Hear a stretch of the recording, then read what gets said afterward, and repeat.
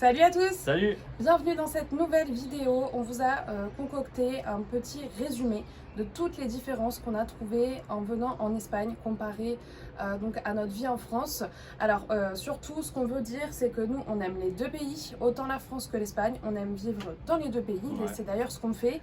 Donc c'est vraiment pas pour en dénigrer un plus que l'autre ou quoi que ce soit, c'est juste pour vous montrer, vous qui allez regarder la vidéo et qui êtes sûrement français, ces petites choses que nous en France on connaît pas. Donc on trouve ça intéressant de vous les faire partager, on ne connaît pas ou du moins on n'a pas l'habitude, etc. C'est ça, forcément quand tu arrives dans un nouveau pays, même si tu le cherches pas, tu vois forcément automatiquement la différence. Donc c'est pour ça, donc on va vous en parler un petit peu. Donc la première différence qu'on a remarqué, c'est en arrivant en voiture, c'est par rapport au code de la route. Bon c'est le même qu'en France de base.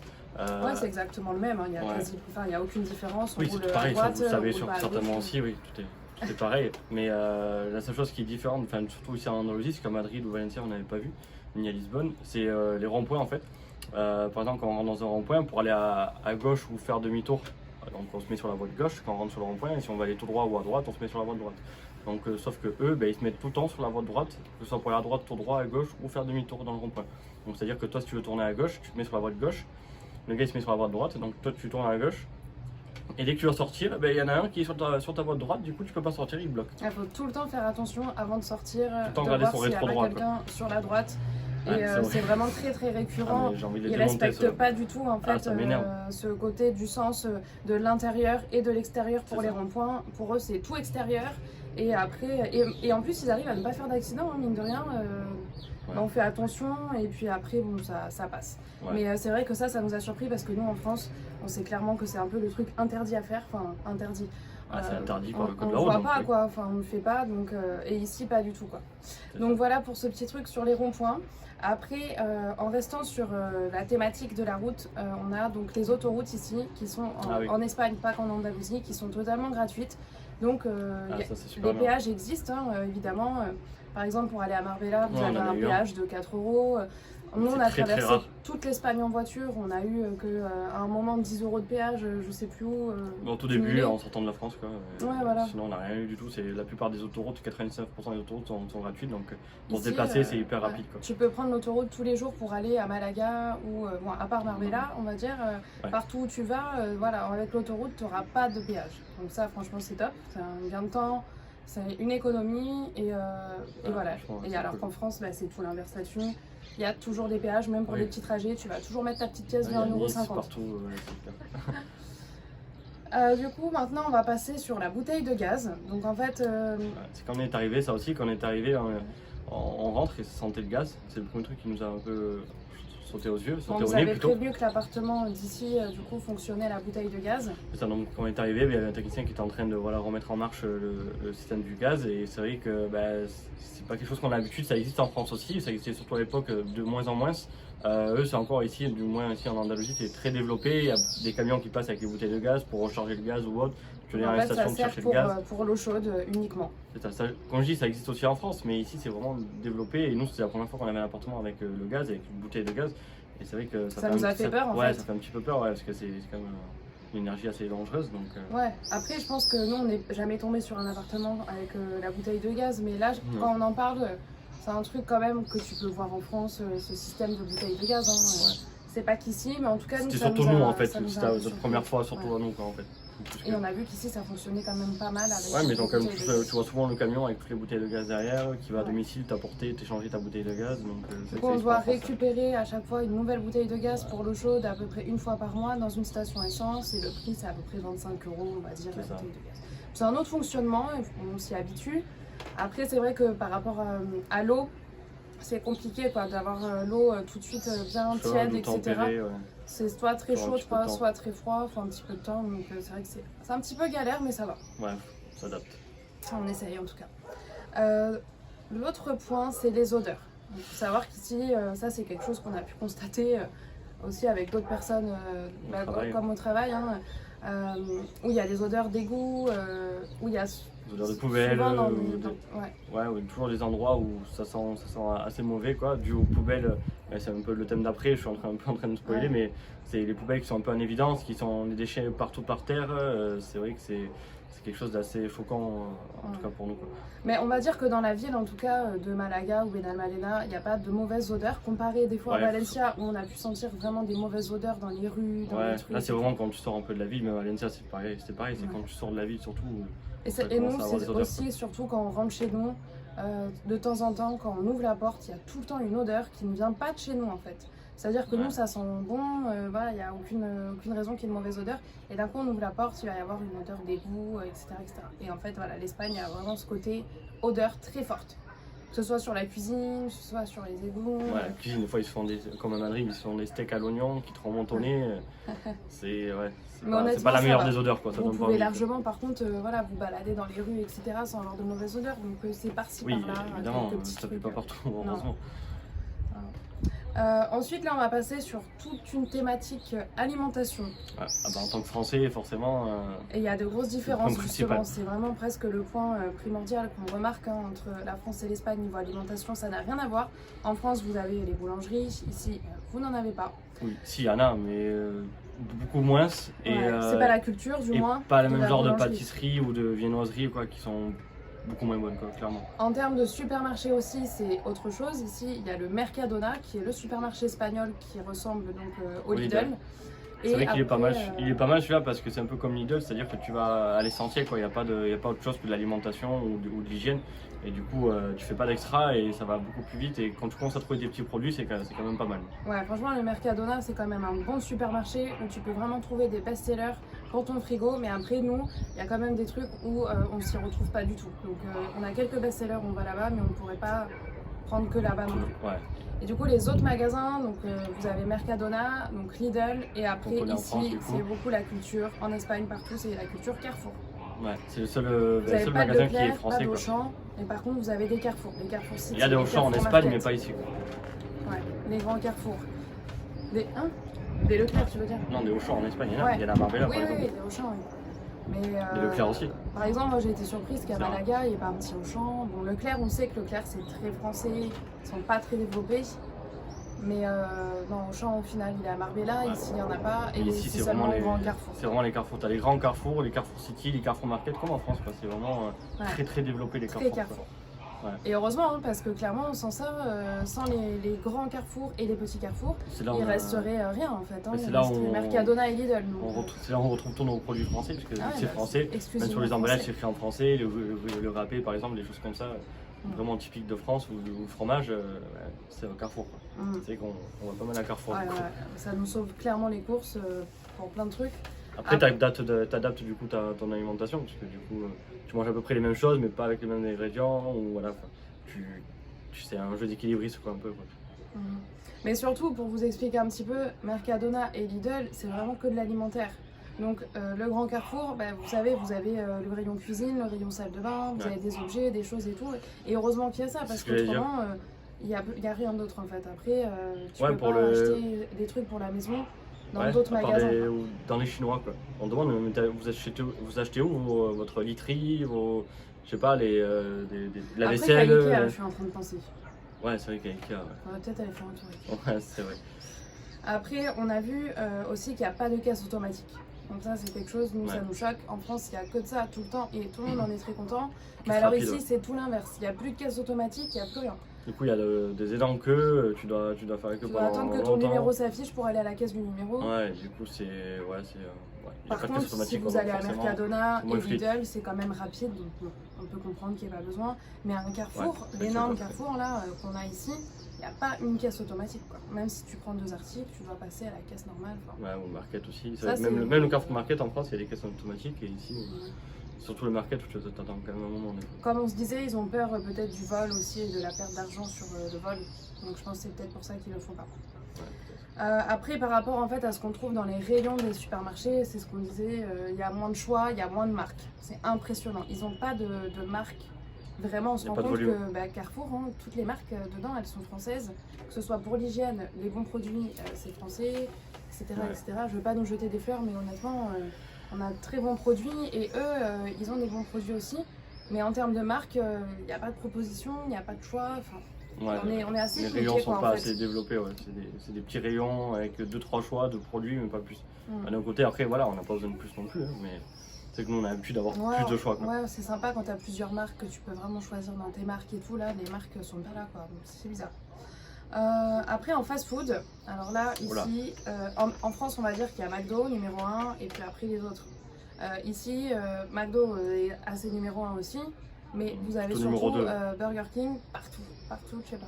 On ne Ouais. sait pas pourquoi, parce que clairement, nous, à chaque fois qu'on y va, on est tout le Bah, temps déçus. si, je sais pourquoi, dans le sens où ça existe depuis, comme je dis, en France ça existe depuis seulement 10 ans à peu près, un peu moins. Et en Espagne ça existe déjà largement avant nous, donc forcément c'est plus développé qu'en France. Mais clairement c'est vraiment pas bon quoi. Comme, quand je prends un cheeseburger, j'ai l'impression de manger un cheeseburger surgelé de France quoi, Ouais. ou d'Espagne, enfin peu importe, un surgelé quoi, c'est vraiment pas Mais bon. là, ici, c'est vraiment, il y a des Burger King partout, plus que Partout, des McDo. partout, c'est un truc. Et c'est totalement inutile. Et il y a Dans des les énormes ports, dans publicités, les, etc. ouais, la plage, partout. Tu peux pas y échapper. Et même nous, on se dit tout le temps, non, on n'y va pas, non, on n'y va pas. On est tellement confrontés qu'au bout d'un moment, on se dit, bon, Deux ben, fois, on on va. s'est fait avoir 2 fois, on était 2 Ah, fois, et 2 normalement, fois on on n'y n'a pas aimé. retournera plus. Ah ouais, non, c'est bon. Par contre, il y a un truc qu'on aime beaucoup, beaucoup mieux que les Burger King, c'est les chiringuitos. Donc, c'est les restaurants de plage qui font griller du poisson frit, etc. dans des Typique grands d'Andalousie, parcs. quoi, d'ici, quoi. C'est un barbecue de poisson, en fait, sur toutes les plages. Et ça, c'est top parce qu'ils font aussi la paella, ils font aussi l'ensalada rossa. Donc, c'est une salade de thon, mayonnaise. Plein Pommes de terre. de petites spécialités comme ça qu'on Ouais. adore. Après, tout ce C'est qui est vraiment poisson bon. frit, sardines et tout, ça, c'est pas trop Ouais, mon truc. on avait goûté il y a 4 ans, on n'avait pas aimé tant que ça. Après, on n'a pas regoûté. Moi, pourquoi pas, j'aimerais peut-être essayer de regoûter, mais Mm. ouais, comme ça me tente pas, de Mais fou, ça, quoi. c'est Je vraiment comprends plus top. les paellas, quoi. Et tu vois pas ça en France, vu que c'est les spécialités 100% espagnoles dans ces restaurants chez Chiringuito. Donc, Ce qui est bien, c'est que pour 25-30 euros, ben, t'as une grosse marmite de paella pour 2, quoi. Donc, c'est vraiment un Ouais. bon marché aussi, quoi, les restaurants en général. Quoi, ouais. ici. Et tu peux manger sur la plage avec ta paella. Et on n'est pas dans un truc luxe, ni hyper Contrairement cher. On est au contraire dans un truc Ah oui. hyper simple. Donc ça, Contrairement à c'est hyper- l'Andalousie, par exemple. Ah, À la Côte à la d'Azur. Côte d'Azur, pardon. Ah non, ici on est sur Côte vraiment d'Azur, c'est- le simple minimum, la nourriture, le truc. T'as les Très simple. transats par exemple à 12 euros. Ouais, Pour c'est deux. 12 € pour deux avec un parasol. Alors sur la Côte Pour d'Azur, on avait toute vu, la journée.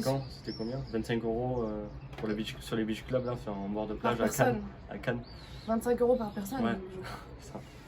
Bon, après Cannes, c'est le plus cher. Hein. J'imagine que Oui, dans, voilà. dans certaines villes, ça C'est doit le pas jeu, être le hein. prix. Mais là, franchement, c'est imbattable. 12 €, tu as deux transats, un parasol toute la journée. C'est énorme. Toute la journée, quoi. Nous, on n'avait jamais vu ça auparavant. Du coup, en parlant de plage, tout ça, ici, ce qui nous a vachement surpris aussi, c'est la population de tourisme, en fait, sur les touristes anglophones. Ah ouais, putain. Ils sont extrêmement présents ici pour la simple et bonne raison qu'en fait, les villes comme Benalmádena, c'est des stations balnéaires qui ont été vraiment, on voit, tourner Pensez, vers quoi. ce tourisme. Pensez vers le tourisme, Dans le clairement. sens où vous baladez sur la promenade de la plage, vous avez d'un côté les chiringuitos, la plage, et de l'autre côté, vous avez une vitre avec des centaines de personnes en train de bronzer sur les transats derrière une vitre. Affaler sur le transat.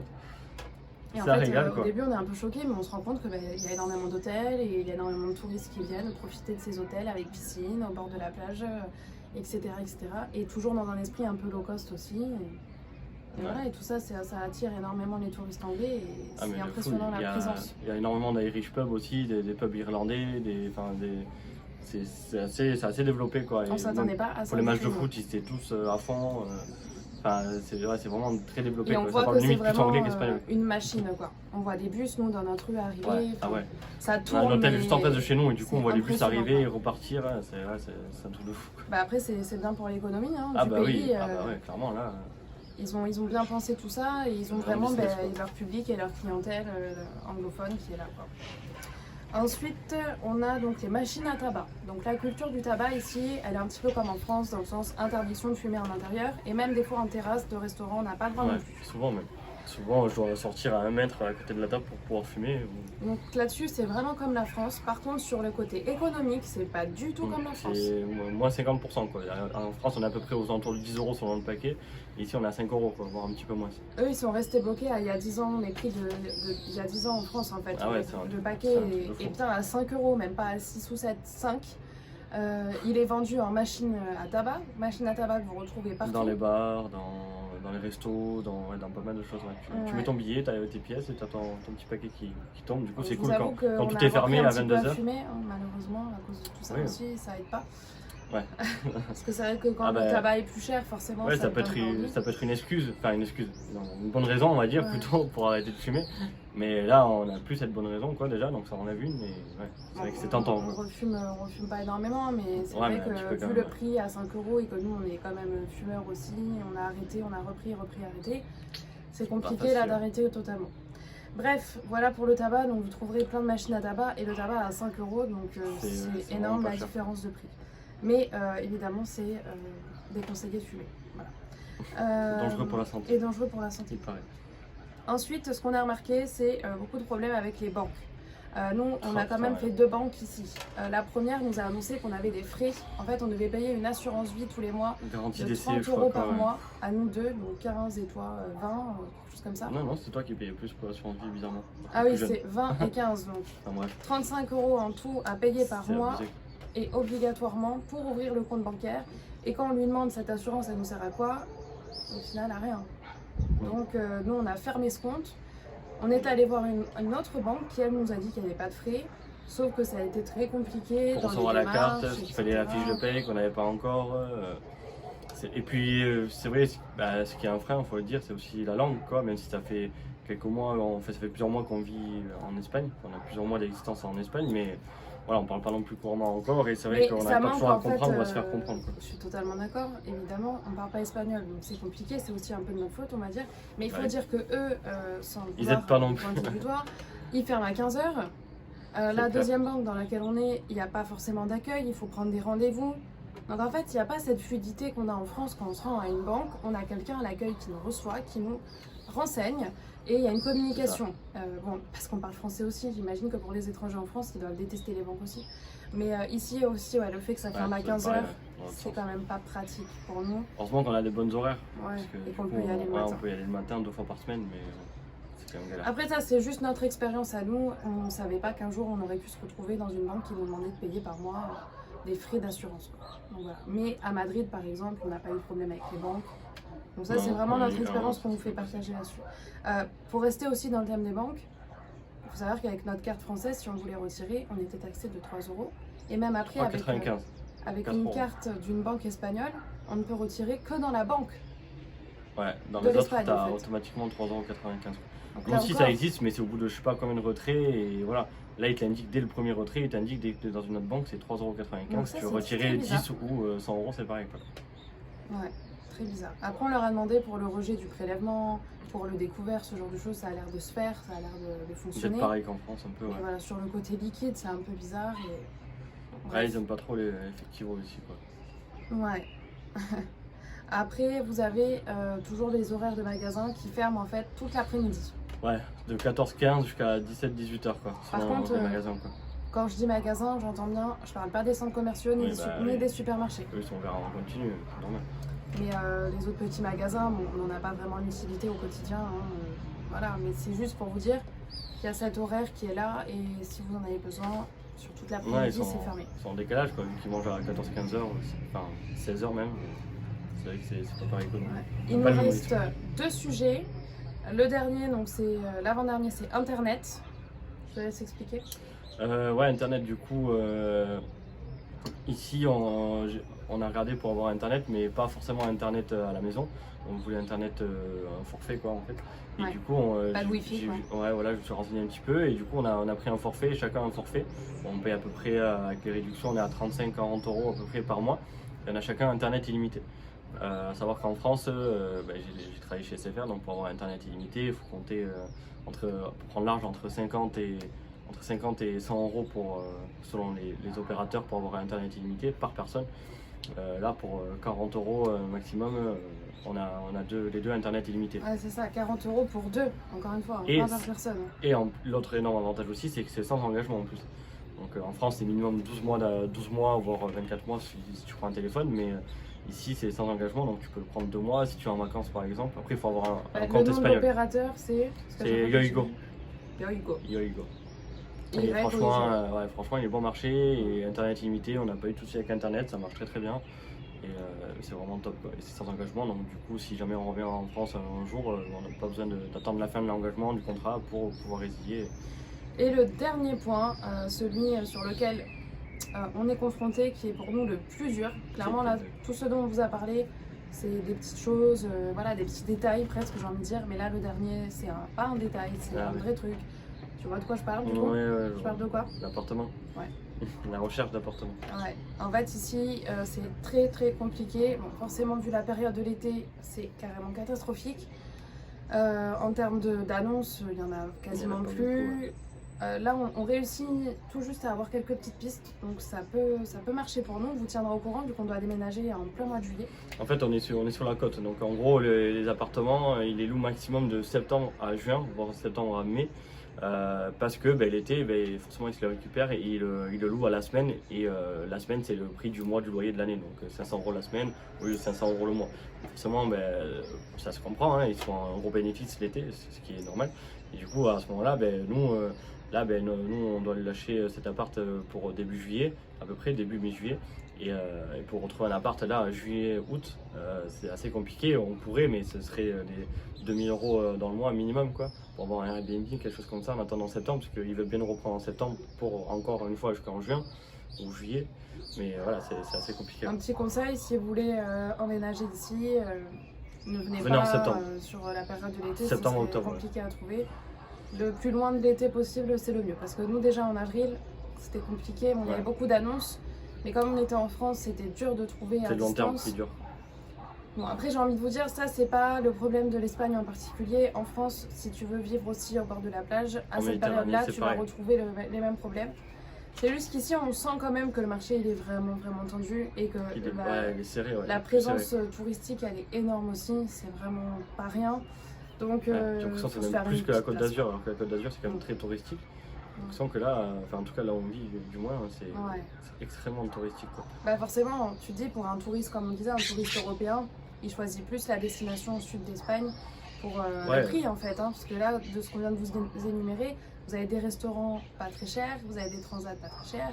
Et en fait, à la fin, vous y retrouvez beaucoup plus alors que vous êtes dans un cadre énorme, quoi. Vous avez beau temps toute la journée avec des températures de dingue. 600-700 € t'as un appartement, sur la Côte d'Azur, t'as un petit mobil-home, quoi. Non, mais juste pour un touriste qui veut venir ici, voilà. Ah oui, c'est beaucoup moins cher, la vie est beaucoup moins chère que la Côte d'Azur, évidemment. Donc forcément, c'est ce qui est choisi. Donc voilà pour cette petite vidéo, on espère qu'elle vous aura plu. Et on se retrouve très vite pour une prochaine vidéo. À très vite.